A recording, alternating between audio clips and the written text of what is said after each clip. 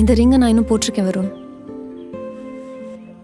அதான் பிரேக்கப் ஆகி 1 year ஆகுது. அப்புறம் ஏன் இன்னும்?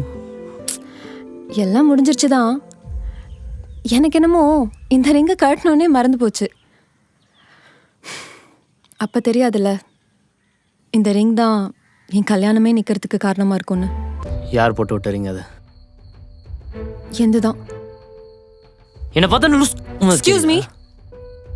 என்ன எக்ஸ்கியூஸ் மீ? நாளைக்கு கல்யாணத்தை வச்சுக்கிட்டு இன்னைக்கு வரைக்கும் எவனோ கொடுத்த ரிங்க வச்சிருக்க? ரிங்கை மட்டும்தான் வச்சிருக்கியா? Mind your words. நீ போட்ட ரிங்கை கலட்டாமல் நான் இன்னும் போட்டுட்டு இருந்தது ஏன் தப்பு தான், இல்லைன்னு சொல்லலை. ஆனால் ஒரு சின்ன ரிங்கை வச்சு என் கேரக்டரே ஜட்ஜ் பண்ணிட்டான். இவ்வளோ அசிங்கமாக பேசுகிறவன் கூட நான் எப்படி கல்யாணம் பண்ணிட்டு வாழ முடியும் சொல்லு? அதான் நிறுத்திட்டேன்.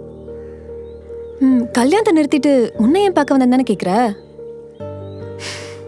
இவ்வளோ பெரிய விஷயத்த என்னை தைரியமாக செய்ய வச்சதே இந்த ரிங் தான். நீ போட்ட ரிங்.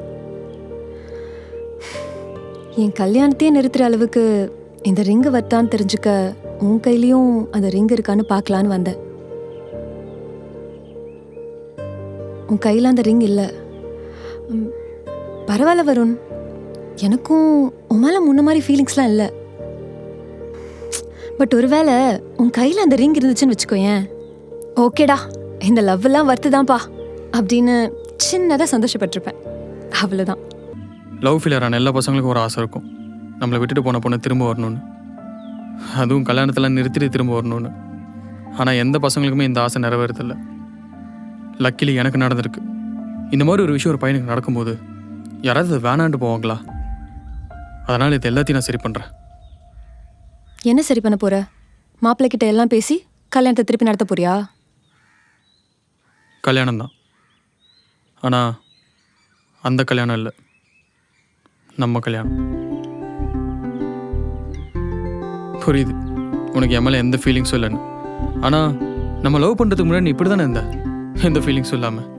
நான் தானே உன்னை லவ் பண்ண வச்சேன், திரும்ப என்னால் அதை பண்ண வைக்க முடியுங்க? ஆமாம், பெரிய ஃபீலிங்ஸ்.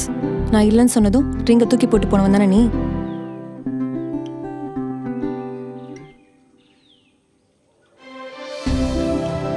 தூக்கி போடல, பத்திரமா ஹார்ட் பக்கத்துலேயே வச்சுருக்கேன்.